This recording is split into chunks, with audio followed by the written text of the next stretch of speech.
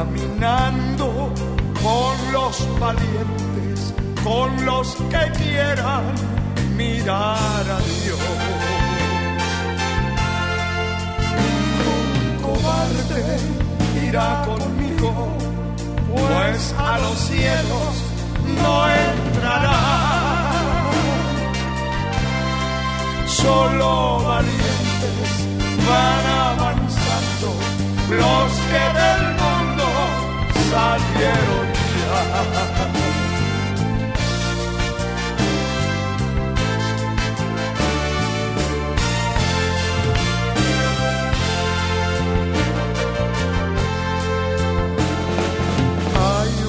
Patria que Cristo ofrece,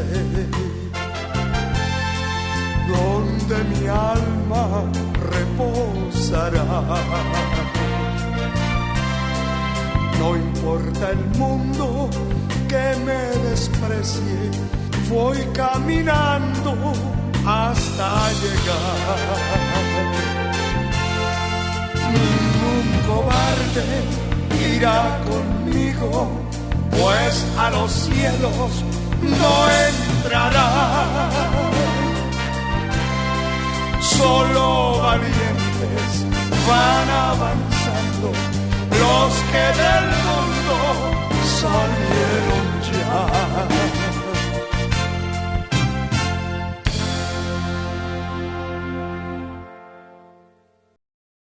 Mas yendo por el camino, aconteció que al llegar cerca de Damasco, repentinamente le rodeó un resplandor de luz del cielo. Y cayendo a tierra, oyó una voz que decía: Saulo, Saulo, ¿por qué me persigues? Él dijo: ¿quién eres, Señor? Y él le dijo: yo soy Jesús, a quien tú persigues. Dura cosa te es dar coces contra el aguijón. Él, temblando y temeroso, dijo: Señor, ¿qué quieres que yo haga? Y el Señor le dijo: levántate y entra en la ciudad, y se te dirá lo que debes hacer.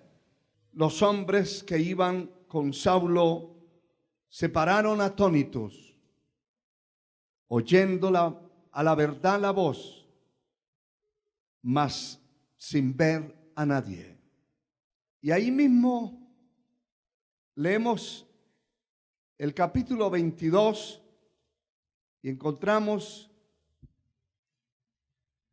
el contexto de esta palabra. Ya este hombre de Dios está testificando en esta parte de la Escritura lo que le sucedió en su propia vida. Capítulo 22, versículo 6. Pero aconteció que yendo yo y al llegar cerca de Damasco, como a mediodía, de repente me rodeó mucha luz del cielo y caí al suelo y oí una voz que me decía: Saulo, Saulo, ¿por qué me persigues? Yo entonces respondí: ¿quién eres, Señor? Y me dijo: yo soy Jesús de Nazaret, a quien tú persigues. Y los que estaban conmigo vieron a la verdad la luz y se espantaron, pero no entendieron la voz del que hablaba conmigo.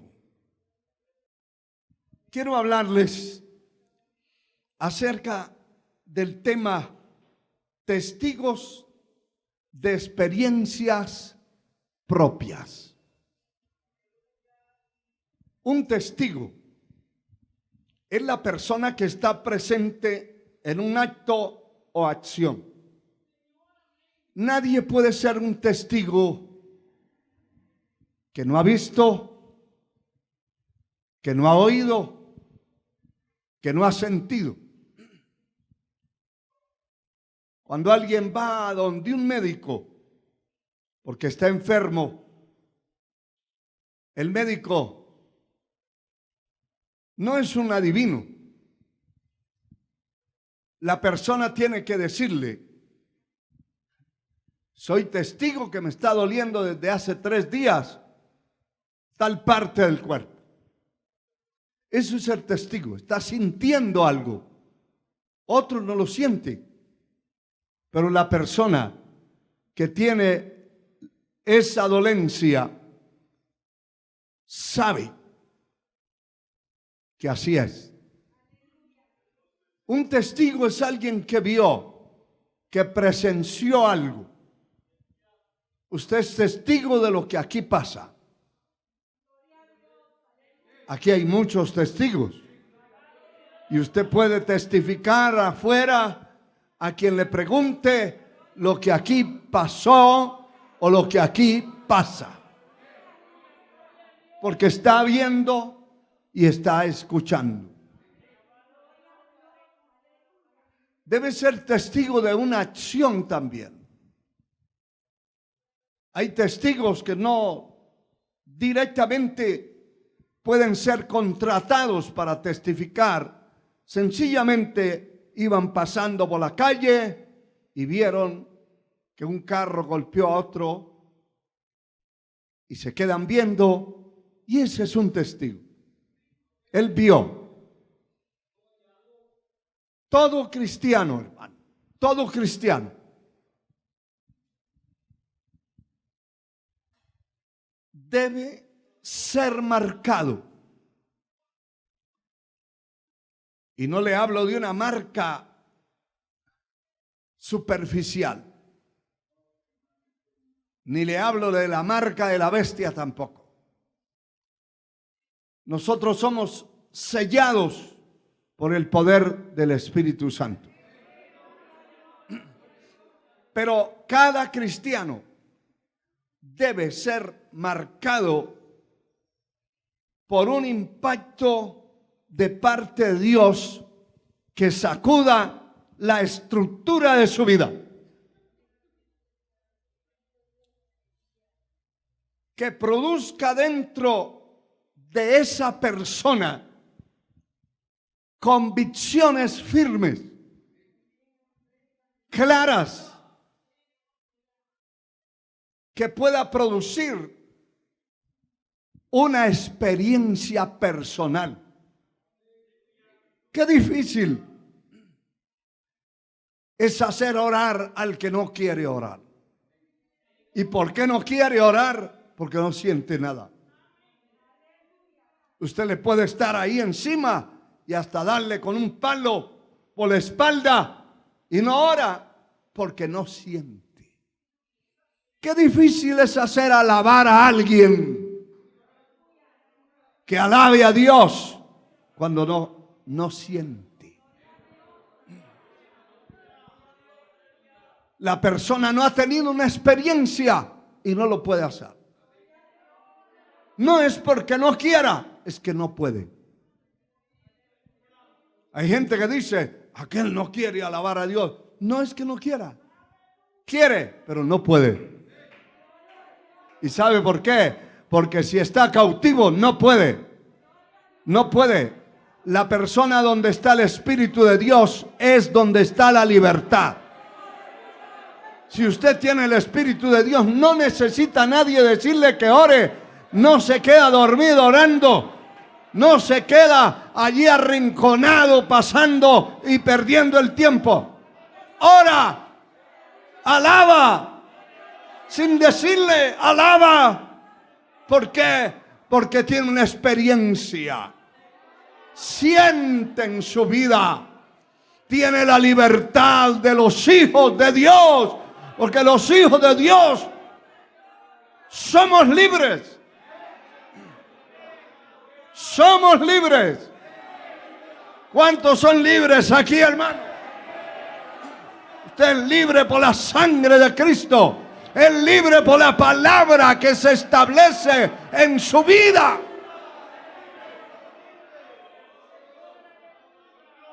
El que no lo hace es que no puede.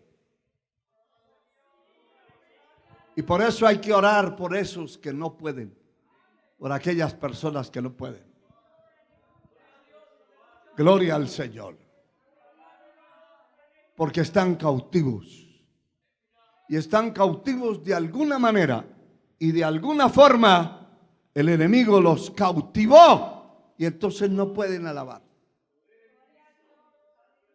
Bendito sea el Señor.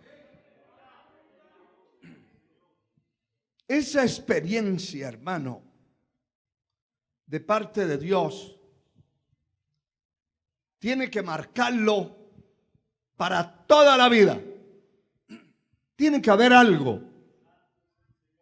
Si alguien mete las manos al fuego y se le quemaron los dedos, se le quemó esa mano, pueden pasar los años que pasen, pero no se va a olvidar de esa experiencia. Para él fue una experiencia. Y hay experiencias espirituales que nos han marcado para toda la vida. A Dios sea la gloria. La palabra que leímos nos habla de este hombre que era un perseguidor de la iglesia porque no entendía ni sabía, era un ignorante de las cosas santas y específicamente ignoraba quién era ese Jesús de Nazaret. ¿Quién es? Por su ignorancia persiguió a los creyentes, arrastrándolos por las calles, llevándolos a las cárceles y haciendo un montón de cosas, matando también porque tenía autorización de los religiosos de su tiempo.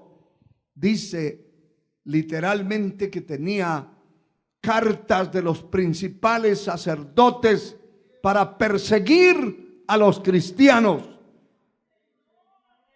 Él estaba autorizado por el gobierno y por los religiosos de su tiempo. Así que si mataba a alguien, eso se quedaba ahí. Si los arrastraban y los paleaban en la calle y los llevaban a la cárcel, eso era difícil que saliera. Porque estaba autorizado. Pero un día, dice la palabra, que un día iba de camino y aconteció a llegar cerca de Damasco que repentinamente lo rodeó un resplandor de luz. Y era de día y estaba alumbrando el sol. Y eso es muy importante entender, que la luz que emana de Dios, del cielo, de su presencia, no se puede comparar con la luz del sol. Definitivamente es más fuerte, más potente. ¿Cómo la vio? ¿Cómo puedo yo ver una luz en pleno día con el sol alumbrando y que haya otra luz que sobrepase el poder, la fuerza? Esto es lo que él está contando. Cayó al suelo, cayó a tierra. Algunos dicen que cayó de su caballo. Aquí no habla de caballos. Aquí dice que cayó a tierra. Y una voz del cielo decía: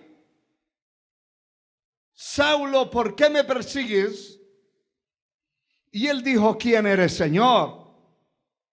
Y él le dijo: yo soy Jesús a quien tú persigues. Dura cosa te es dar cosas contra el aguijón. Y aquí viene Aquí empieza la experiencia de su vida. Dice que él temblando, verso 6, y temeroso, dijo: Señor, ¿qué quieres que yo haga? Él había escuchado el nombre de Jesús de Nazaret, pero perseguía a todos los que le servían a él y pensaba que estaba en la verdad, pero estaba equivocado, extraviado, engañado. Pero ese día se le revela el Señor y le da una experiencia extraordinaria. Él había oído muchas voces. Cualquiera de nosotros puede escuchar las voces que quiera, pero la voz de Dios es única. Y la voz de Dios no simplemente habla al oído como alguien que se le acerca y le dice algo a usted. No, la voz de Dios penetra. La voz de Dios se va a los huesos, a los tuétanos. La voz de Dios se va al alma, al espíritu. Este era un hombre que tenía muchas prerrogativas, muchas garantías humanas, sociales, intelectuales, y no iba a sacudirse por cualquier cosa.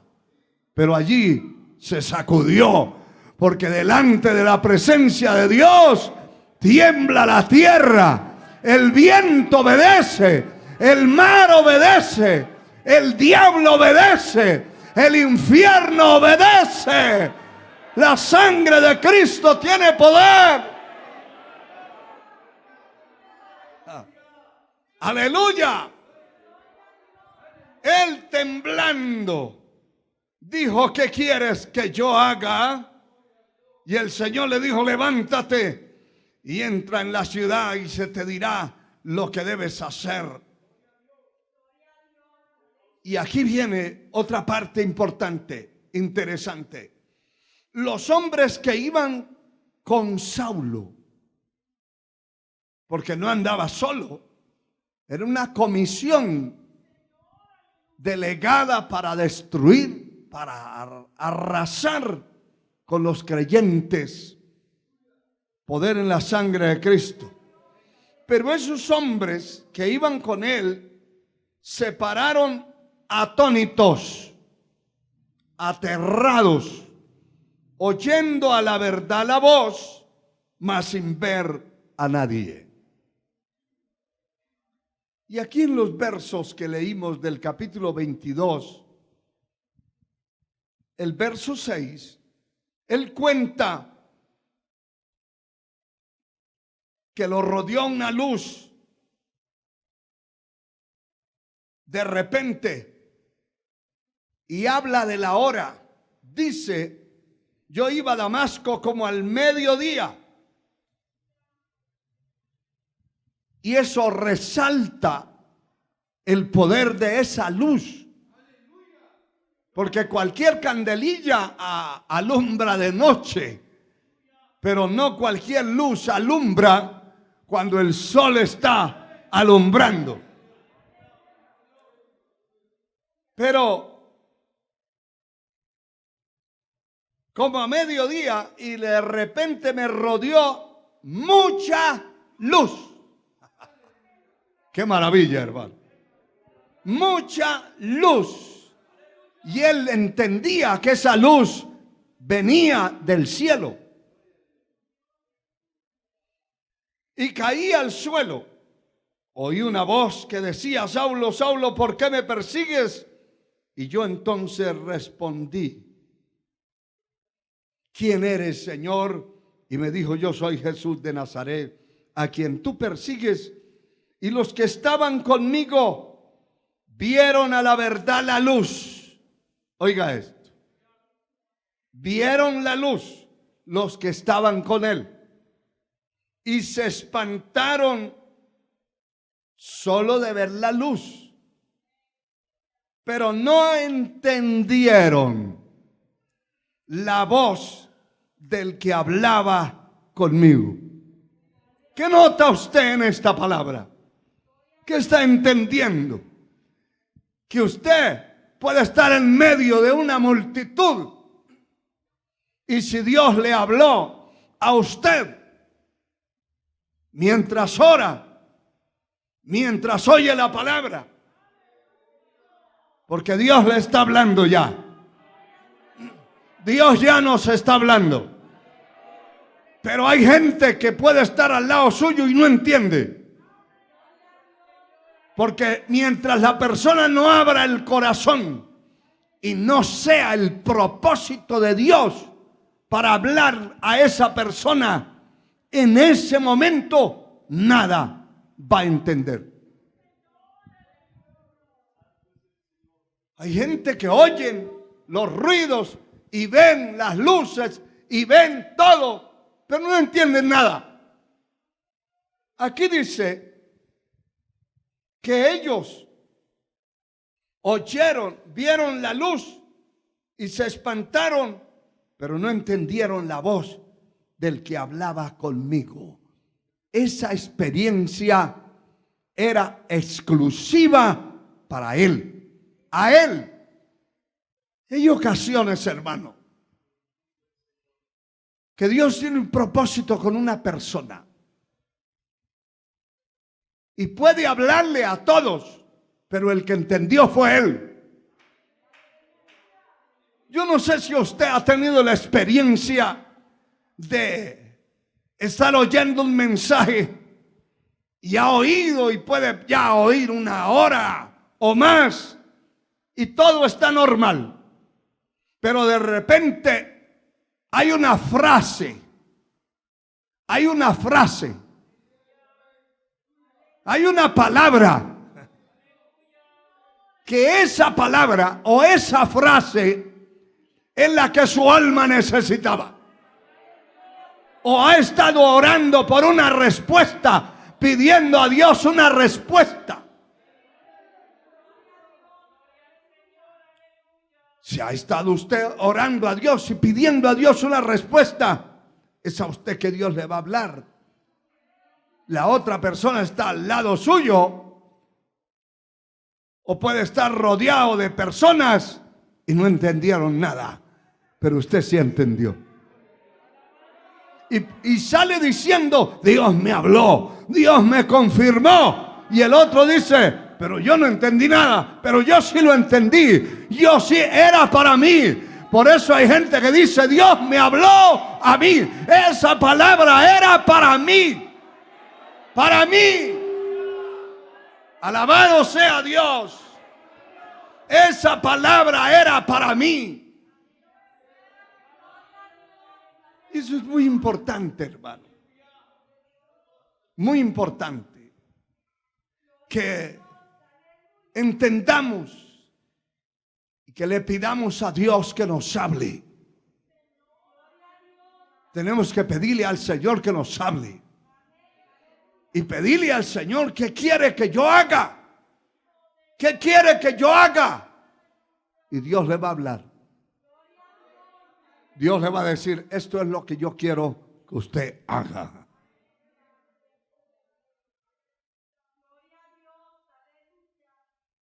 Aleluya. Esto es lo que quiero lo que yo quiero que usted haga. Lo que yo quiero, dice el Señor, que usted entienda. Porque mientras la persona no entienda, no tenga una experiencia personal en su vida, será una carretilla. Habrá que estarlo empujando. Habrá que estarle diciendo, ya es la hora de ir al templo. Habrá que estarle llamando, motivándolo. Hay gente que se ofende porque nadie los llama por teléfono. Pero el que tiene una experiencia con Dios, si lo llaman bien y si no lo llaman bien, no lo necesita. Es que no lo necesita. Porque tiene una experiencia. Pero el que no, hay que estar bregando con él. Desde mandarlo a bañarse. Ya se bañó. Ya es tarde. Ya es la hora. Y esa es una batalla de todo el tiempo. Alabado sea Dios. Alabado sea Dios. Porque la persona tiene que tener una experiencia. Y cuando tenemos ese impacto en nuestra vida, caminamos solos. No necesita decirle, hermano, si usted tiene una necesidad, quédese otro tiempo a orar el día viernes. El que no tiene esa experiencia, arranca y se va. ¿Qué importa? Pero si yo tengo una necesidad y he sido impactado por el poder de Dios, yo quiero llenar mi vida, quiero asegurar mi vida. Porque tenemos un enemigo alrededor buscando a quien devorar, a quien destruir, a quien tragarse. Poder en la sangre de Cristo. Esta experiencia fue personal. Para él. Para él. Él vio la luz. Él escuchó la voz. Y oiga, él entendió. Aleluya. Ellos se espantaron, pero no entendieron. Porque la palabra no era para un grupo, era para esa persona. La palabra era para él. Gloria al Señor. Para él era esa palabra. Quiero que lea conmigo en el libro de Génesis, el capítulo 32, encontramos un relato poderoso que nos habla y nos muestra acerca de lo que estamos predicando, desarrollando, escudriñando en la palabra. El capítulo 32, verso 24, dice: así quedó Jacob solo y luchó con él un varón hasta que rayaba el alba. En primer lugar,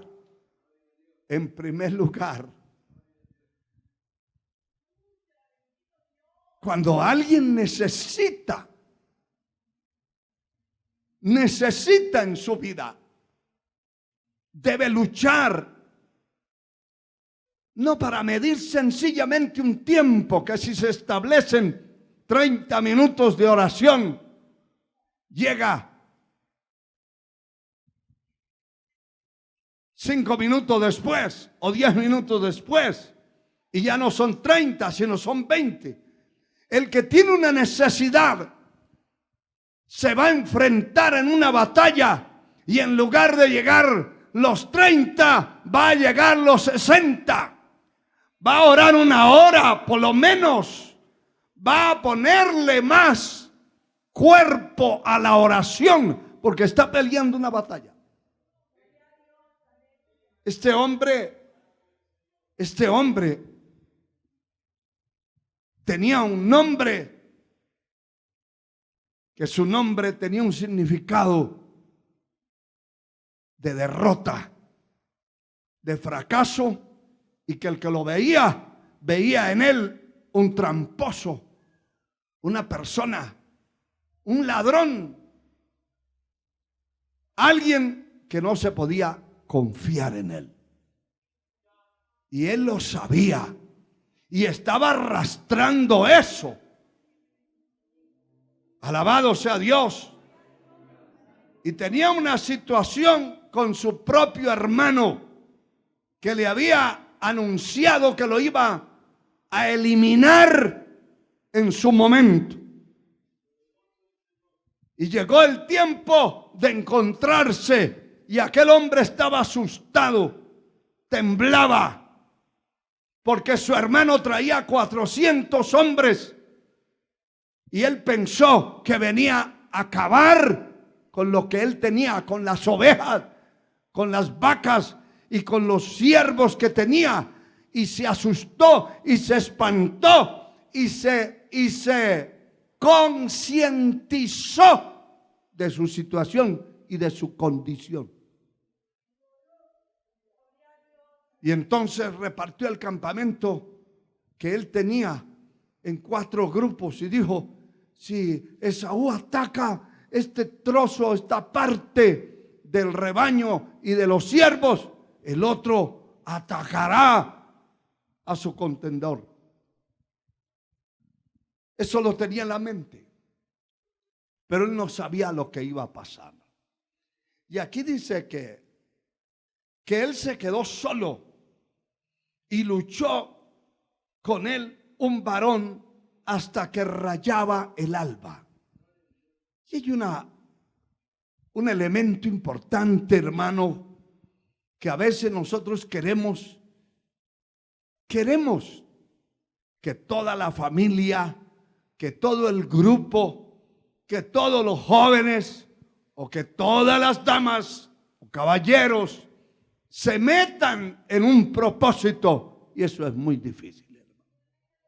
Eso es muy difícil, porque las experiencias personales más gloriosas de la vida de cualquier ser humano tiene que buscarlas en la soledad, no es acompañado.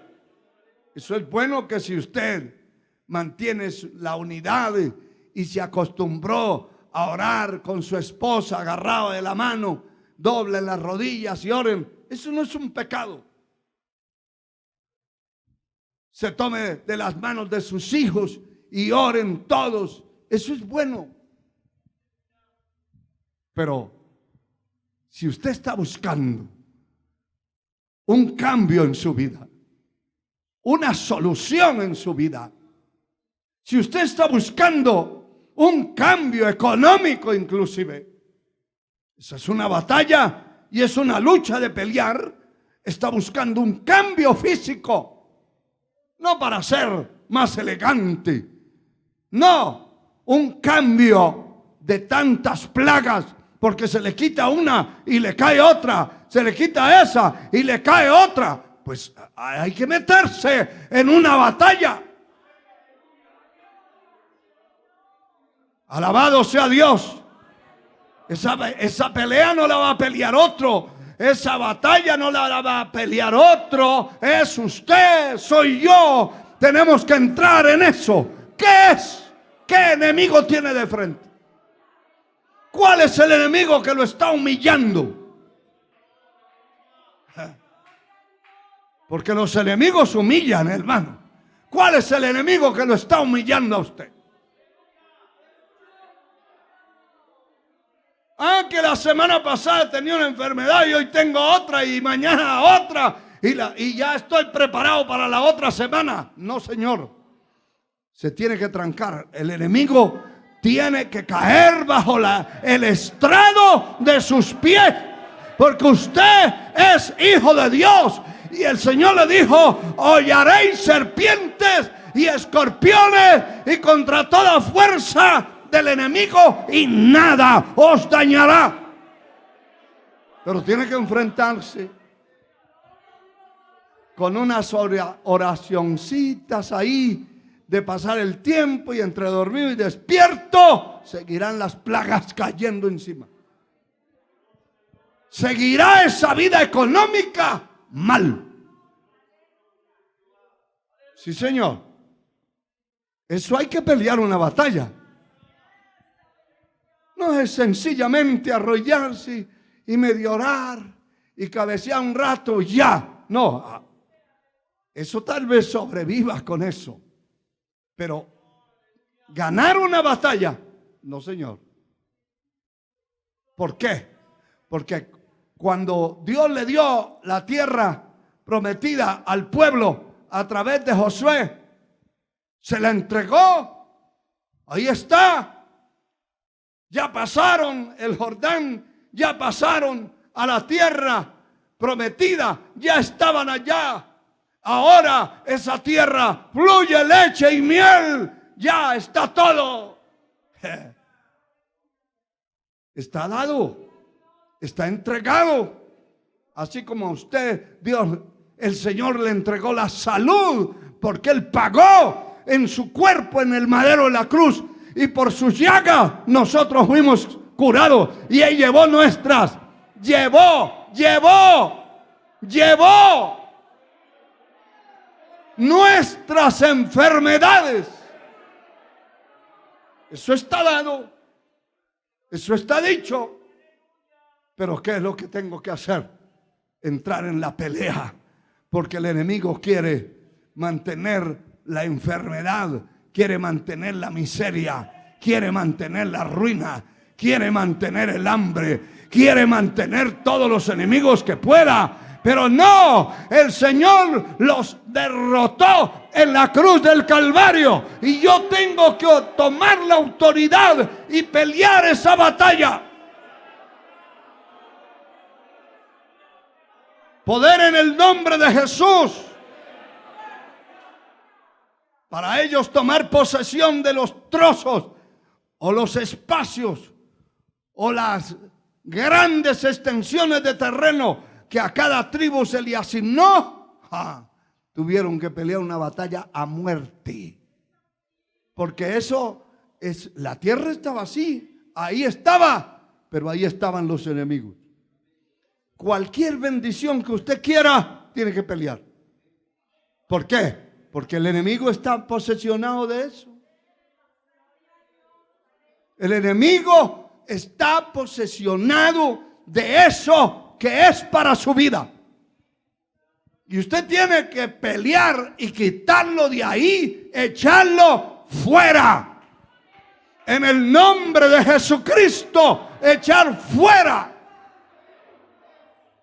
lo que está estorbando la bendición de su casa, lo que estorba la bendición de su trabajo, lo que estorba la bendición de su hogar, de su matrimonio, de su familia. Échelo fuera en el nombre de Jesús. Pero hay que doblar las rodillas. Eso no es así. No crea. Como un falso predicador decía: yo solo salgo y le digo al diablo, vete, y se va. Olvídese. Usted sabe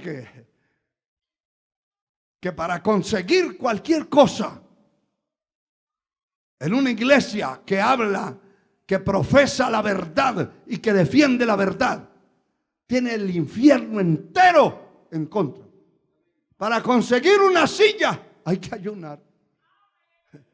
Pero una iglesia mundana puede llegarle un tráiler con sillas regaladas. A una iglesia que busca a Dios, que sirve a Dios, que se opone al infierno, no le llega. No le llega. Pero ni las ofrendas siquiera. Hay una oposición abierta. Alabado sea Dios. Él quería que cambiara su vida. Esa vida no la quería ya.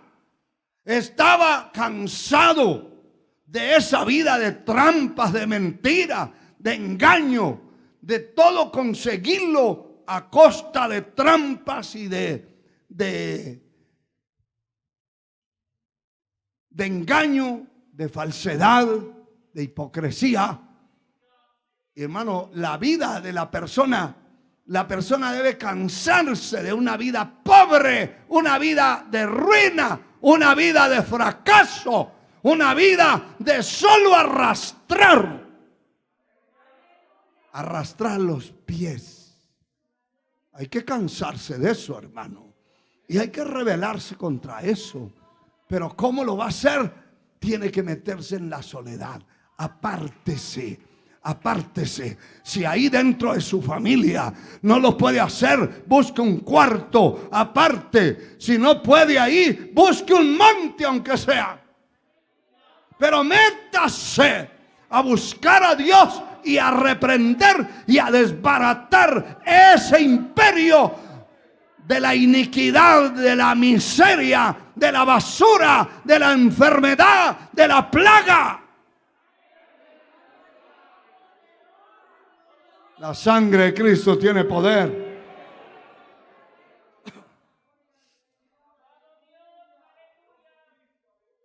Ese hombre allí estaba en la soledad meditando. ¿Cómo voy a hacer para encontrarme con el enemigo que venía? Y ya se había dado cuenta que venía con 400 hombres. Y allí le apareció el ángel del Señor en la soledad. Dejó su familia por allá, lejos, y se metió solo en aquel monte. Y cuando el varón vio que no podía con él, tocó el sitio del encaje de su muslo y lo descoyuntó. Le descoyuntó el muslo de Jacob mientras con él luchaba. Esa es una pelea a muerte. Hay peleas que no pueden ser ahí como con risa y con bromas. Hay peleas de bromas. Para hacer un cambio en la vida, para conseguir las cosas que usted está esperando, hay que meterse. Y meterse de verdad. A luchar en la soledad. Alabado sea Dios. Aleluya. El viernes les dije a los hermanos, todos los que tienen que irse por la razón que sea y no pueden estar en la vigilia, no lleguen a dormir, busquen un sitio en su casa y ore. Si yo preguntara a quiénes lo hicieron, mejor no pregunto. Porque es que ese es el problema. Ese es el problema. Y aquí dice la palabra, así quedó Jacob solo y luchó con un varón hasta que rayaba el alba. Y cuando el varón vio que no podía con él, tocó el sitio del encaje de su muslo y lo descoyuntó el muslo de Jacob mientras con él luchaba. Y le dijo, déjame porque raya el alba. Y Jacob le respondió, no, no te dejaré si no me bendices. Así tiene que ser. En la soledad no había quien lo interrumpiera. No había quien lo llamara por teléfono. No había nadie que viniera a interrumpirlo mientras oraba y peleaba su propia batalla. Y el varón le dijo, ¿cuál es tu nombre? Porque ahí estaba el problema. ¿Cuál es tu nombre? Y él respondió, Jacob. Y el varón le dijo, no se te dirá más su nombre Jacob, sino Israel, porque has luchado con Dios y con los hombres y has vencido. Serás príncipe de Dios, ya no tramposo y mentiroso. Tiene que haber un cambio, pero ¿cuándo? Después de la batalla. Alguien escribió un coro que así dice, ¿no? Después de la batalla nos coronará, Él nos coronará, Él nos coronará. Es después, no antes. Usted no puede estar esperando una victoria sin pelearla. Sin pelearla. El enemigo le va a quitar hasta el bocado que se va a comer. Y literalmente así es, hermano. Hay gente que sirvieron a la mesa el plato y solo mira y no puedo. Estoy que me vomito, dice. ¿Le quitó el diablo el bocado? Sí. No se lo pudo comer. Y aunque tenga, no puede comer. ¿Por qué no come? Es que la úlcera. Es que el hígado. Es que el riñón. ¿Qué tiene que ver el riñón con la panza, hermano? Una situación complicada. Complicada. Por eso hay que pelear esa batalla. Hay que entrarle con la espada de frente. Y hermano, este hombre salió de allí, de la presencia de Dios representada por aquel personaje celestial, y se fue, pero fue cojo para toda la vida. Eso quiere decir que quedó marcado en el alma y en su cuerpo. ¿Cuándo se iba a olvidar? Se iba arrastrando su pierna para todas partes. ¡Cojo! Ahora ya no le decían Jacob, ahora le decían el cojo. Arrastrando su pierna, pero impactado. Y me imagino que este hombre algún día fue a mirar dónde se había encontrado con ese ángel y dónde lo revolcó y dónde le desencajó el muslo de la pierna. Lo dejó arrastrando su pierna por toda la vida, pero bendecido. ¿Escuchó lo que dije? Pero bendecido. De nada le sirven sus dos grandes piernas y bajo una miseria.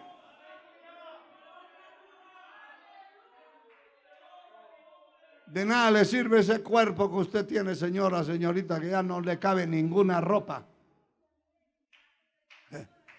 Pero ¿está bendecida? No. Es mejor un esqueleto, pero que tenga la bendición encima. Que esté la bendición, hermano. Lo que nos importa es la bendición. La bendición de Jehová enriquece y no añade tristeza con ella. Todo lo que Dios pone en las manos bajo su bendición es bendición, y no hay tristeza, no hay afanes. Aleluya, aleluya. No hay lamentos. Hay gente que tiene algo en las manos, pero está lamentando. Tiene una posesión, pero está lamentándose. Que a la casa se le meten los zorros, se le meten las culebras, se le mete de todo. Tiene que, la bendición de Dios enriquece. Pero tiene que haber una pelea. Para ganar, para pelear se necesitan dos. Y el Señor nos ha dado la espada para pelear contra las tinieblas y para arrebatarle la bendición que es nuestra. Porque eso lo ganó el Señor en la cruz. Pero ¿por qué no lo tienen? ¿Por qué no lo tiene? Porque esa pelea hay que pelearla. Y hay que arrebatarle esa bendición y quitársela de las garras. Alabado sea Dios. Alabado sea Dios. Este hombre quedó marcado para toda la vida, física y espiritualmente. Porque ¿sabe usted lo que es sentir el calor de los brazos de un personaje sobrenatural que lo está ahogando, asfixiando, matando? Y que le diga: suélteme, porque ya raya el alba, y el hombre tenga todavía el valor de decirle: no, no te suelto. No, de esta noche, de esta bendición, de este día de ayuno, no voy a salir igual, no voy a salir el mismo dormilón de siempre. No, aquí tiene que suceder algo. Algo. Levante sus manos y alabe.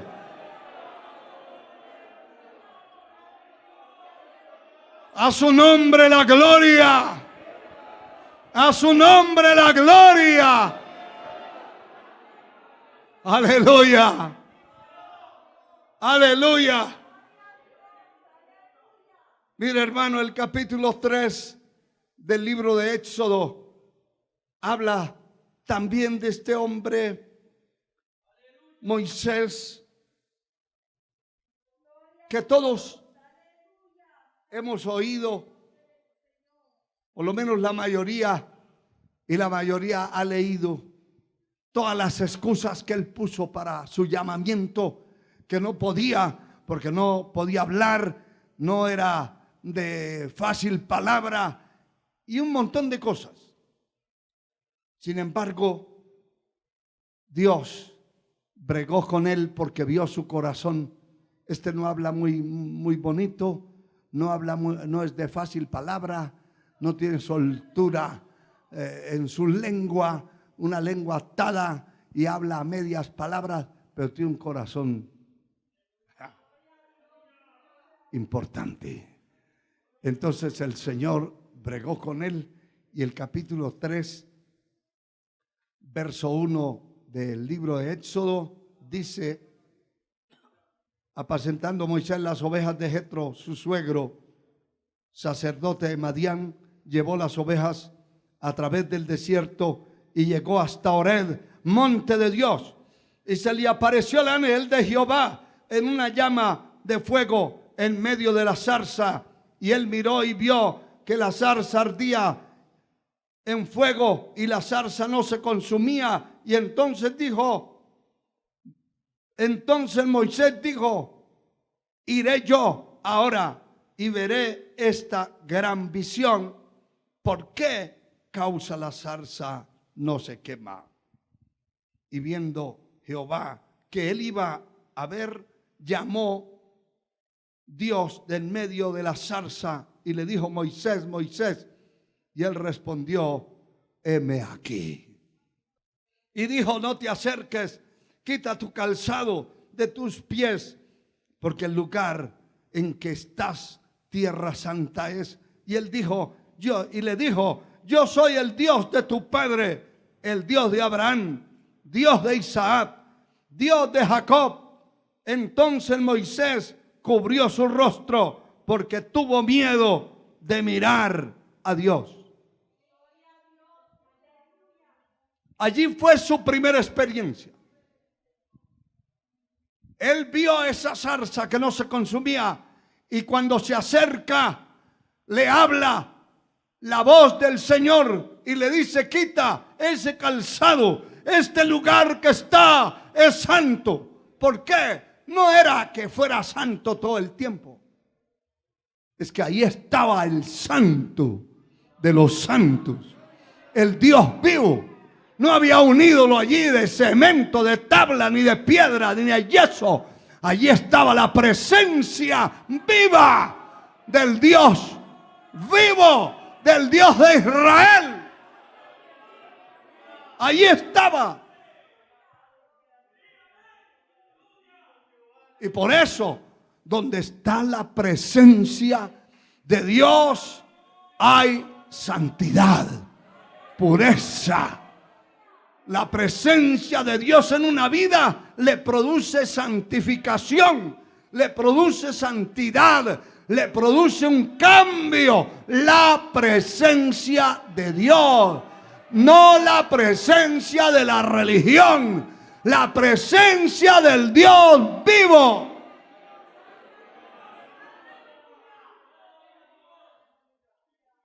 La presencia de Dios, del Dios vivo en una mujer, le produce reverencia, respeto, y la mujer empieza a vestirse honestamente sin que nadie se lo diga, porque fue impactada por la presencia de Dios. Si cargaba alhajas, aretes y cosas amarradas, cuando sienta y tenga un impacto con la presencia de Dios, todo eso va para el suelo. sin que nadie se lo diga. Sin que nadie se lo diga. En un culto que teníamos hace muchos años,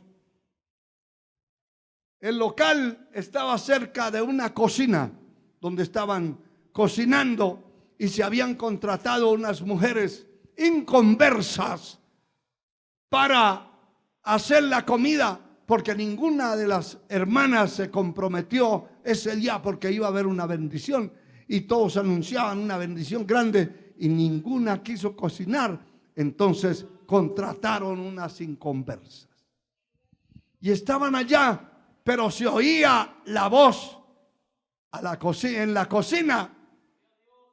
La presencia de Dios empezó a moverse y descendió la gloria y todo el mundo a gritar, a llorar. Fue una experiencia tremenda. Unos se tiraban al suelo, otros danzaban y fue algo extraordinario. Pero no se quedó ahí. El llanto, hermano, invadió el lugar. Y cuando nos dimos cuenta, aquellas mujeres que estaban allá eran inconversas y todas estaban en pantalón de hombre. Porque hay mujeres que se visten como un hombre. Se ponen camisa de hombre, gorra de hombre, pantalón de hombre, cincho de hombre y zapatos de hombre. Pues la presencia de Dios es la que hace la diferencia. Si usted ve una iglesia toda mundana, toda liberal, toda destruida por el mundo, por las tinieblas, es porque allí la presencia de Dios no está. Aunque brinquen y griten, eso es carne. La presencia de Dios produce cambios. Pensé que usted lo creía. Porque fue la presencia de Dios la que me cambió a mí. Y la que ha cambiado a millones de hombres y mujeres en la tierra. No es la religión.